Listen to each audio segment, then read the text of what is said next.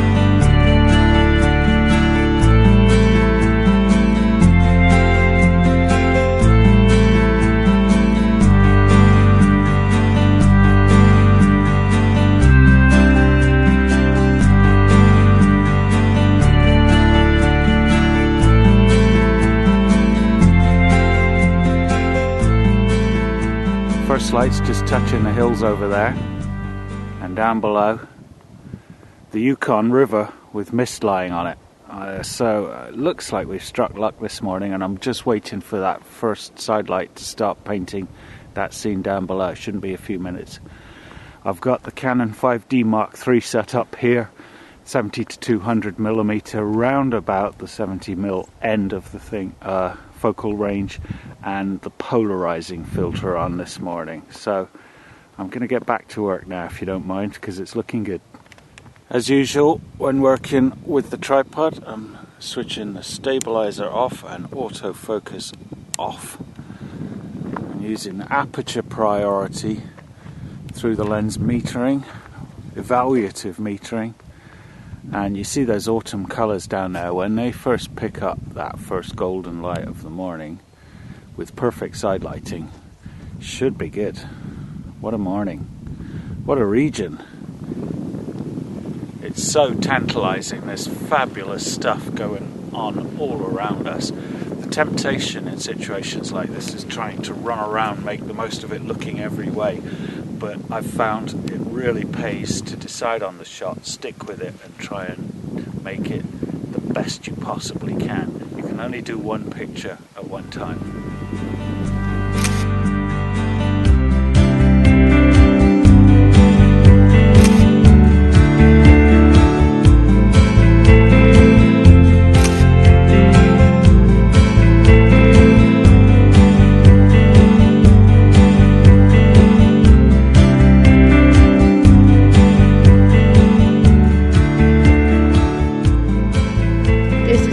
Of the roads leading into Tombstone National Park. They can take you unawares. We've stopped en route quite a few times to shoot these gorgeous colours. Just blown away by these colours. In some ways they don't look real. The gold of the trees, there's red on the mountain tops. Well, I say red, it's probably pink. David's over here, he's shooting as always. I think we're getting going and then we stop. Then I think we're getting going and then we stop. That's the nature of the beast. Look at that, isn't that amazing?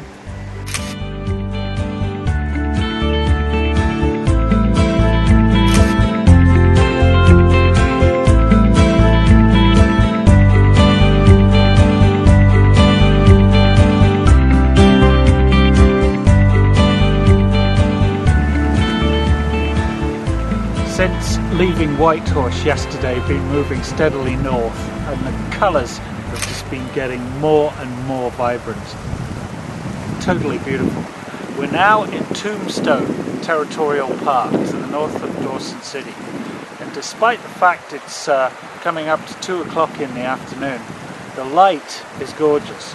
We're so far north, of course, that the sun is never that high in the sky. Wonderful clarity to the light, fabulous skies, fabulous colours. So what it means in effect is I can photograph right through the day. It's a real treat.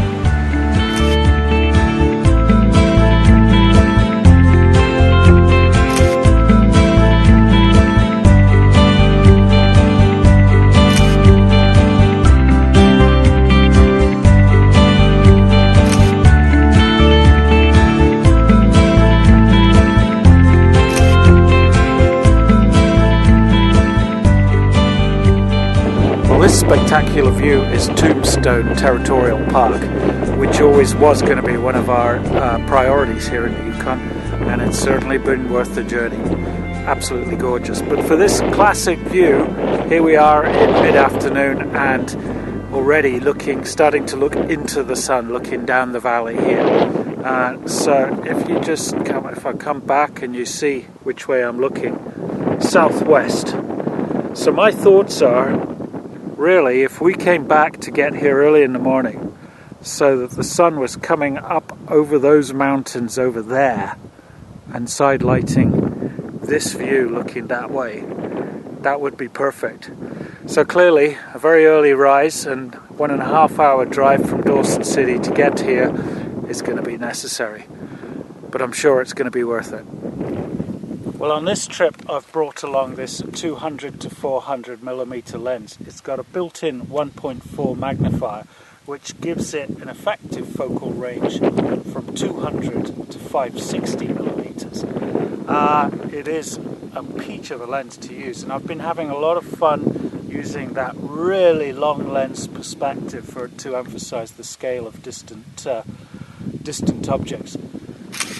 To do that, you need really, really clear air and no haze, and of course that's one of the big things about the Yukon. The clarity of the light is superb. I've also had fun shooting wildlife with it. The bear encounter, for example, the picture I got that morning would not have been possible without this lens. It's been a lot of fun using it. David, I noticed you've got it on a monopod though. Is that enough to keep it steady? Yep, it's obviously a heavy lens. You can use it without a monopod. Just makes things easier. Combine the image stabilization with the support of a monopod, and you can go down to reasonably low shutter speeds. It makes it a very flexible lens. Obviously the size of the lens is an issue. You wouldn't really go backpacking with it, but nevertheless it's a handy tool. That's why you got me to carry it, Sherpa Wendy. This is the Dumpster Highway, which goes all the way to the North Arctic shore, which is about another 600 kilometers from here. We're at the top end of Tombstone Park, and from here there's really nothing until you get to the Arctic shore.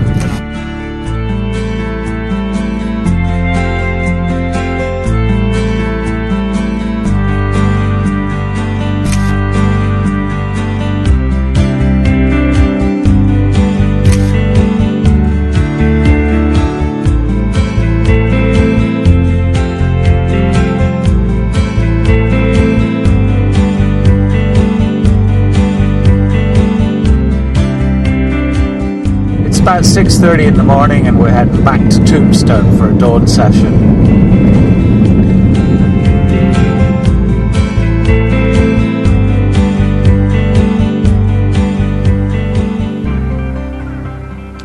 Back in Tombstone at dawn, waiting for the first light to paint that scene behind me.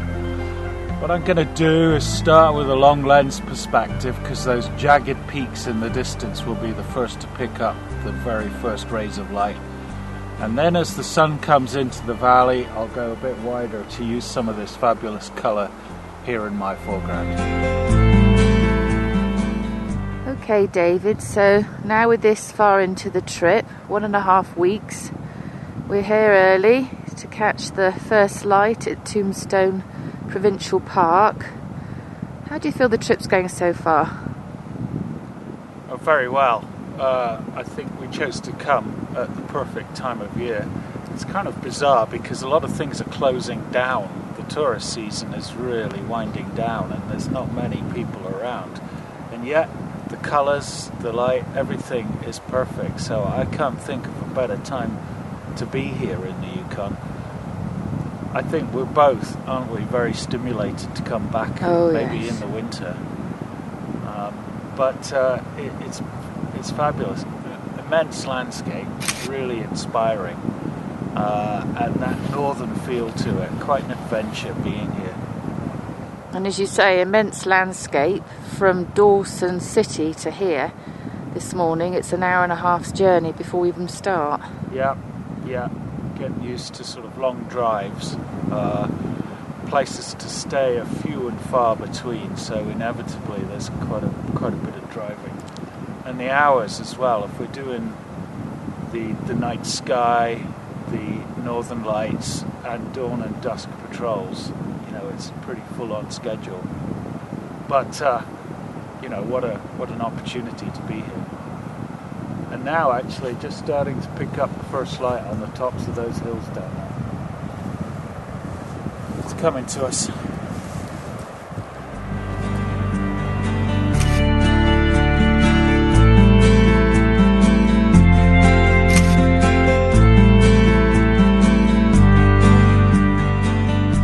Well, as many of you who've been following the Easy know, my 24mm tilt and shift, and the 17 for that matter, is one of my favourite tools for landscape work.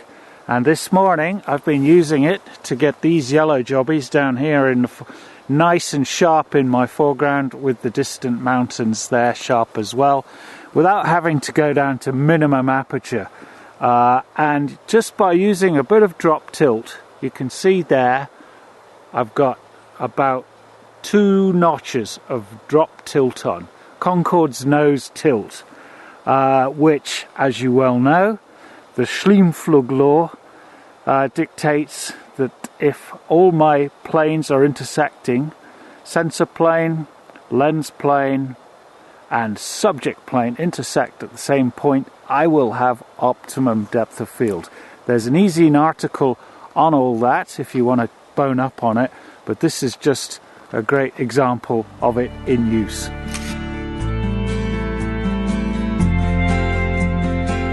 Just wrapping up after a gorgeous morning, and what strikes me is we've had this incredible location and view all to ourselves. We haven't seen a single soul all morning.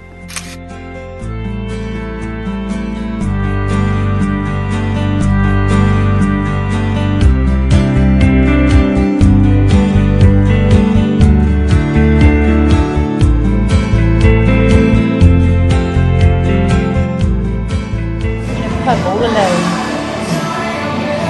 There's nobody here but us. It's the end of the season. And there's swing doors, it's a saloon. We've come back to shoot at Tombstone Territorial Park.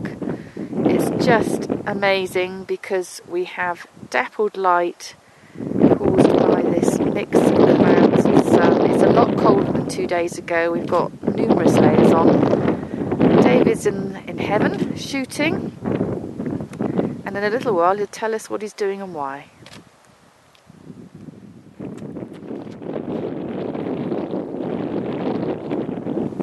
This receding plains light and shade, and the clarity of the light as well, it's really good opportunity. Now, I've been experimenting with long lens perspectives to really emphasize the scale of those distant peaks. First of all, using the 70 to 200mm here, and then using the 200 to 400.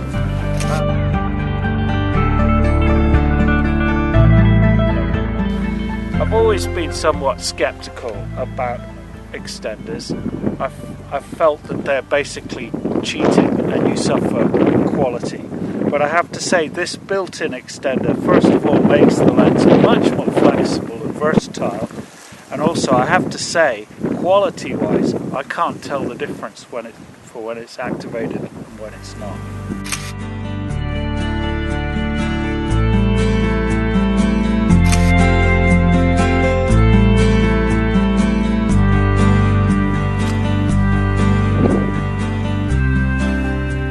Doing a panorama here with vertical frames shot with the 70-200. What's your shutter speed and f-stop then? I've got 15th of a second at f11 metered manually, so each frame is exactly the same exposure, so they'll join together. I think that last sweep certainly looks good, and the light down the valley is superb. Side lighting, light and shade, wonderful clarity, some great cloud in the sky and some real mood. Very, very happy with this.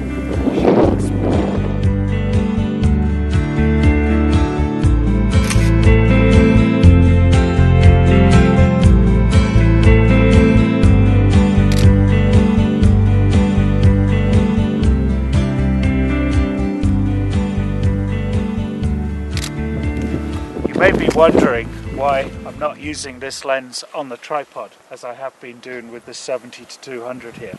The thing is, there's quite a breeze here this morning. This is a big lens, so particularly with the lens hood on, the breeze is going to catch it. And I've reasoned that I haven't got a hope in hell of keeping it absolutely rock steady sharp on a tripod. So the combination of using a monopod, an image stabilization, and a relatively an ISO raised up to 800 ISO makes me a lot more confident of getting an actual razor sharp image here than trying to lock it steady on the tripod.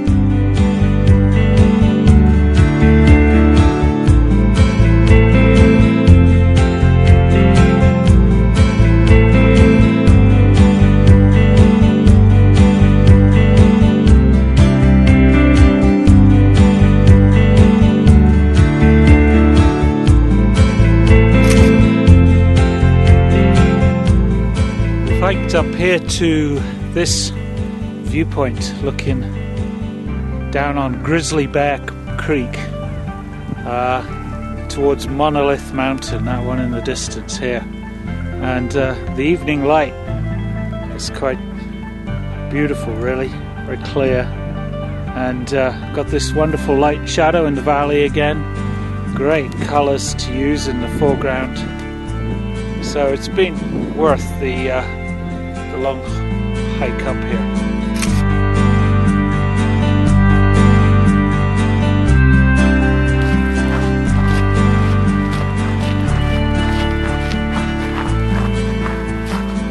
We're out looking for a location for a Northern Light shoot, and what I want is always what I want to be able to do is to make a picture of the Northern Lights within the landscape. For me, it's not enough just to get a shot of the lights in the sky. I need to incorporate them into a landscape setting, and a setting that is typical of the Yukon. And what I need is a location that looks north. So inherently I'm drawn towards water, because I think the idea of having the Northern Lights reflecting in water is quite attractive.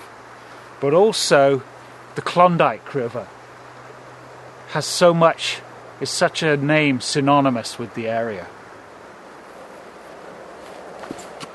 Due north is that way, and I'm quite drawn to this location. It's simple: trees, hill, water.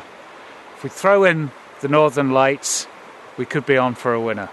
I think it's definitely worth a shot.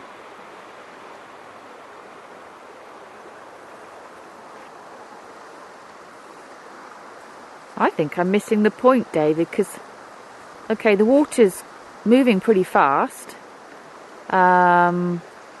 And there's nothing sort of really outstanding in the landscape. You've lost me on this one. Well, I think the movement of the water will give a certain feel to the shot. The fact that the water is the Klondike River has a real appeal. The trees are a strong and graphic shape, and it's as simple as that. And the best shots are always the simplest. Here we are on another night patrol. It's 1 o'clock in the morning, and we're hoping for another Northern Lights display over there. But I'm all set up, I'm ready. I've got an ISO of 6,400 set, and I'm using the 17mm tilt and shift lens there, because in my shot over the water, this is the Klondike River beyond, and there are some trees on the opposite bank, and I want to keep them nice and vertical. So Wendy, how'd you feel about being out again in the middle of the night? Well, when I know it's worth it, I'll be more than happy, because the Northern Lights is the one thing I want to see before I die. And although we've seen them, we haven't really seen those ribbons that I hope to see flashing across the sky. So fingers crossed for tonight.